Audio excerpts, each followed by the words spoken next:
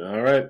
It's May 1st, 2019. It's Wednesday. I took the day off, went to the DMV to get a new ID, which has been hell. But figured I'd make something positive. I think I figured out the hook for this podcast, what this podcast is, and it seems like this podcast is just the process of someone learning how to be a stand-up comedian. That's kind of what it is. Talking about comedy, figuring it out, understanding it, and all that stuff. So, found my hook. I know what this is. Now I just need an outro. So far, I just keep saying that I've been running the light. But if anyone has a better suggestion, just email thebuddiesystemco@gmail.com. With this one, I just wanted to try to be positive, working on the whole positive thing. And with this positive thought process in mind, I feel like I'm on the right track. Like, I know that I'm not there yet. I know I'm not as good as I could be. And that's going to be a very, very long time before I even get to any place where I feel like, oh, wow, like I'm really good at this. But I do feel like I'm on the right track. I'm going in the right direction. My mentality has just been to emulate people that I look up to and think about why I look up to them and what they're doing that seems to be working. And this isn't just in comedy, but I mean, you've heard all the people that I talk about so much on this fucking Rogan, Burr, Stanhope, those guys. And the common thread that they have is that they're not only are they being their 100% self, like they're being their purest self, but they're just thinking about and talking about things that they find interesting. Like for this podcast, for example, like I'm not trying to like pander to anybody with it or get views or likes or anything with it. It just is. It's just something I wanted to do. It gives me something to do, and it's something so far I enjoy it, and it's been helping me. So just kind of copying that, and being yourself even through adversity is a mantra that they seem to all hold, and it seems to be working for them. Just being yourself. And this just isn't in stand-up. This is in music that I like. I love like Tyler, the Creator, and J. Cole, and Kendrick Lamar, and Chance the Rapper, fucking Run the Jewels, Wu-Tang Clan, like all of that. They all, Brockhampton. Everyone listen to Brockhampton. It's so good. But the through line with all of them is that they're just doing what they want to do. They're making the music that they want to make. They're presenting their perspective. Even if people say it's dumb or it's weird, doesn't make sense, that's, I could do the same thing with film. Like, there's filmmakers out there. Quentin Tarantino's a really good example of that, of a guy whose movies should not work. Like, his movies they're insane. They're insane pieces of art, but people are drawn to them because I think it's unique, and it's just him being honest. Kevin Smith is another one who, he just makes films for him, even if they're bad. Cop Out was bad. But he did it. He made it because he wanted to do it. And I've been trying to take that mentality about stand-up and the way I perform and kind of being unapologetic about it. Like, I remember when I first started doing it, I was booked for a show. It was a black room. And I went up there with another comedian. He's a white dude. His name was Corey. I can't remember his last name. I gotta get his last name. But it's Corey. He's a white dude. And when we got there, and this is before even understanding how to really write a joke. Like, this was when I was doing that thing that most new comedians do, where they just sound funny and they just have a lot of energy and they talk really fast. And like, that's what I was doing at the time. So I wouldn't have done well regardless. But I remember we got there and he changed up the way he spoke. Like, he clearly was trying to match the vibe of the room. It was a very distinctly black room. So the way he was speaking had this like 8 Mile fucking twist to it. It wasn't, he just wasn't talking the way he normally talks. And I was talking with him afterwards about that. And I ate shit. Did not do well. And I was talking with him afterwards, and he's like, "Yeah, you just gotta sound like the audience makes so that they sound like whatever. I don't know. I don't even know how he put it, but the way he put it sat with me wrong. And that feeling never really changed. It just didn't feel right. And I think now with a little bit of time and maturity and experience, I think I can put that into words. And that is that they may have been laughing, but I feel like subconsciously they can tell that that wasn't him. Like that wasn't who he really was. And I think within comedy and within some of the best comedians ever is about authenticity and who you are, what makes you special as an individual. So I'm going to keep sticking with that idea. And the last podcast about KJ and all that stuff, I'm trying to implement to my life in general. So when again, most confident when I'm talking to women or on dates or whatever, and then I'm trying to translate that to the stage, which so far has been working. And then I'm also trying to translate that to life. I'm just trying to translate when I am most comfortable and confident to life.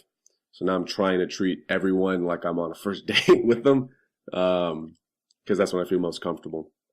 I think I'm in the right direction. I think we are. And so I feel like the buddy system is also going in the right direction as well.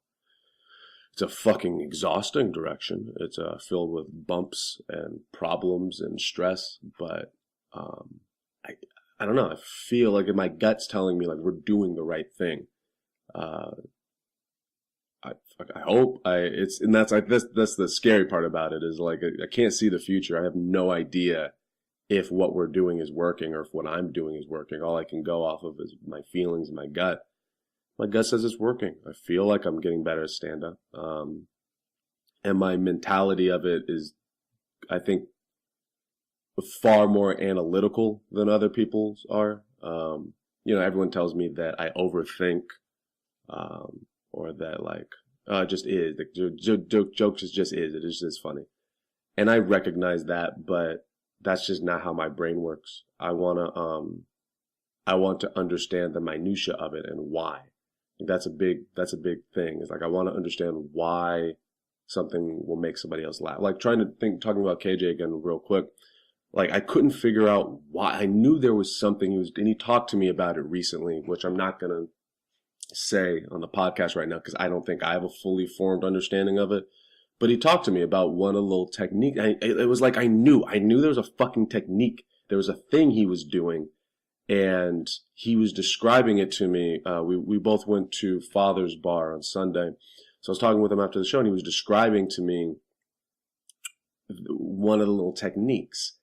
And then when I look back to some of the stuff, like when I watch him now, knowing a little more of what he's doing, it was like, oh, that makes sense. That makes so much sense now. It really started to click. Like the last podcast I did about him, it was clicking. And then now I feel like after that conversation with him, it has clicked a lot more when I watch him. It's like, okay, I see what you're doing now, finally. Kind of. Maybe. I don't know. I'm sure the next podcast is going to be like, no, wait, now it clicked. But that's been good. Yeah, and in regards to everyone else, I guess with this mentality that I'm trying to work with, this just be you mentality, it's made me feel a little more comfortable in seeing other people. Like I see people getting booked and doing shows all the time, and it doesn't really bother me in the same way that it used to. Like I used to feel, not bother me like I want them to go down, but like I felt like I wasn't reaching whatever level they're at, or I wasn't hitting that potential. But it doesn't feel like that anymore. I don't want, like, every now and again, I will ask somebody, every couple of months, I'll ask somebody like, hey, can I get a spot? And it's usually a bringer show. And it's been enough months to where I can accumulate more material, get better, invite people. They're not hearing the same bullshit again, and it's better, it's improved. My dad actually said that. He came to see me at the Ontario Improv, and then couple months, let's say 4 or 5 months later, I'm at the Ice House, and he even said, like, and he doesn't know anything about stand-up comedy, but he was like, oh wow, like I can see that it was better, and he didn't know how to put it into words, but he could see it, and that was really important to me. That actually made me feel really good. So when I watch other comedians do their thing, I guess God bless them, as Nick Laney would say. What is it? God bless? Yeah. No, I mean, like, good for them. I hope that the way that the track that they're going down, it works for them. But I don't think that's what is going to work for me, and I don't think that is going to get me in a successful place. Um, just doing these like bringer shows all the time. Obviously, every show's a bringer show. You build up an audience, whatever. But I don't know. There's something about it where I'm like that feels.